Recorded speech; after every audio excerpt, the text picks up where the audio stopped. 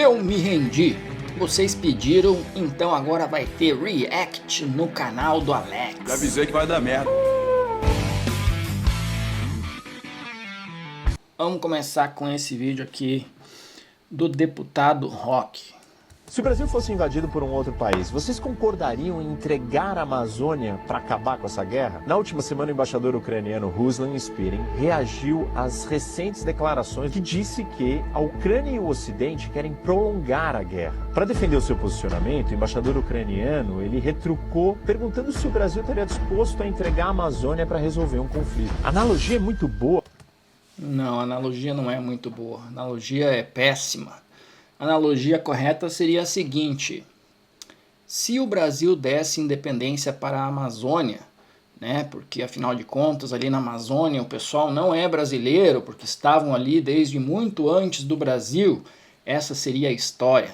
E de repente o Brasil resolvesse dar independência para a Amazônia, e alguns anos depois um país estrangeiro inimigo do Brasil, por exemplo a China ou a Argentina, derrubassem o presidente da Amazônia, colocassem um presidente pró-China e anunciassem que a Amazônia agora é parceira da China comercialmente, é contra o Brasil, estaria se unindo à China militarmente para colocar bases militares que poderiam eventualmente atacar o Brasil e mais, começassem a perseguir as pessoas na Amazônia que se declarassem a favor do Brasil e iniciasse um conflito militar atacando, bombardeando as regiões onde houvessem pessoas a favor do Brasil. Nessa situação, o Brasil deveria defender a população que é a favor do Brasil ali? Ou o Brasil deveria ficar calado e esperar a Amazônia se juntar ao seu inimigo?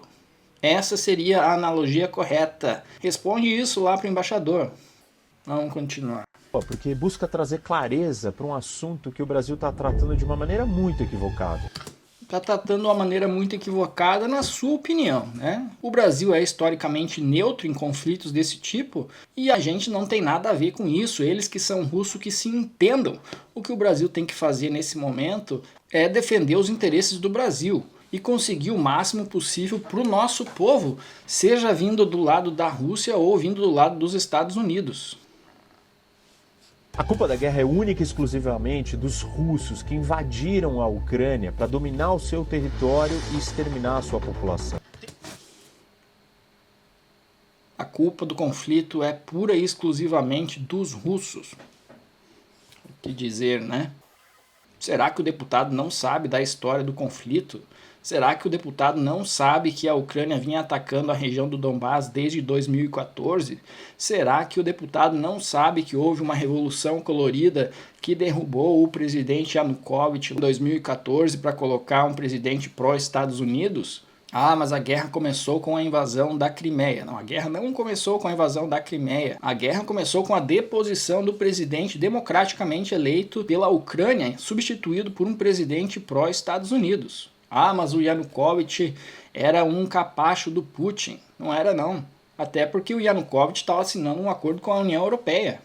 Quando cai o Yanukovych para entrar um presidente totalmente pró-Estados Unidos e pró-OTAN, a Rússia invade a Crimeia para evitar que a Crimeia vire uma base naval da OTAN ali no Mar Negro. E num caso de guerra, bloqueia a única saída da Rússia a águas quentes. Então na hora que entra um presidente declaradamente pró-Estados Unidos e contra a Rússia invade a Crimeia. E a partir desse momento, com um conflito declarado entre Ucrânia e Rússia, a população do Donbás, que sempre foi pró-Rússia, basta ver o resultado das eleições anteriores, intensifica os movimentos separatistas. E a Rússia apoia, né? Obviamente, não vamos também achar que a Rússia não apoiou. Só que a reação da Ucrânia é militar, né? A reação da Ucrânia foi atacar o Donbás militarmente. E a Rússia não entrou no conflito até em 2022. Isso começou lá em 2014. A Rússia assinou 2 acordos com a Ucrânia para botar fim no conflito, Minsk I e Minsk II, que não foram respeitados, né? E a própria Angela Merkel e o ex-presidente francês assumiram que esses tratados foram assinados sem nenhuma intenção de cumprir,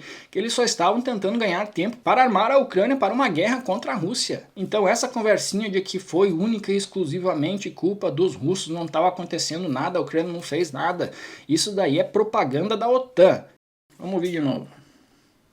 A culpa da guerra é única e exclusivamente dos russos que invadiram a Ucrânia para dominar o seu território e exterminar a sua população. Tem uma frase comum que retrata muito bem isso, que diz o seguinte: se a Rússia parar de lutar, a guerra acaba.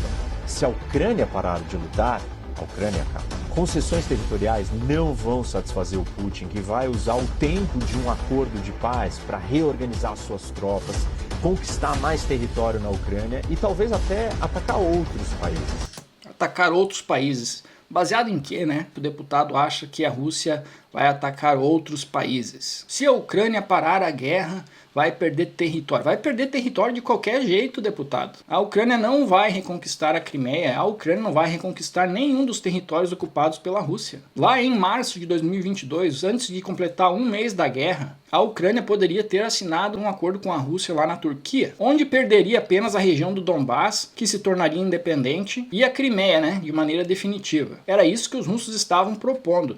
Agora vai perder mais, agora vai perder todo o Donbás, vai perder a Crimeia e vai perder mais territórios. Talvez nem exista mais Ucrânia depois dessa guerra. Porque se a Rússia não conquistar todo o território da Ucrânia, o que sobrar ainda vai ser um braço armado da OTAN que vai continuar sendo uma pedra no sapato da Rússia. Então o Zelensky, o herói mundial, primeiro poderia ter evitado a guerra se declarando neutro. Se o Zelensky tivesse se declarado neutro e dado mais autonomia para o Donbás, como estava nos acordos de Minsk, o Putin não teria como justificar essa guerra, não iria acontecer. Mas não, o Zelensky era muito macho, né? Ele era um herói hollywoodiano, ele era o Rambo ucraniano e queria recuperar a Crimeia. Aí em março de 2022 ainda teve a chance de perder só a Crimeia e o Donbás. Não quis, queria tudo, queria ser o herói mundial e agora vai perder mais território. Talvez perca o país inteiro. As decisões do Zelensky custaram centenas de milhares de vidas do povo ucraniano, destruíram completamente o país e talvez esse país nem exista mais depois desse conflito. Zelensky, o herói mundial, só não é herói para o povo ucraniano. Ou seja, a região dominada pelos russos é parte integral do território da Ucrânia e qualquer concessão seria um convite para autocracias ao redor do mundo para dominarem outros territórios na base da força. Pode ser. Agora, quem podia ter evitado isso? O seu Zelensky.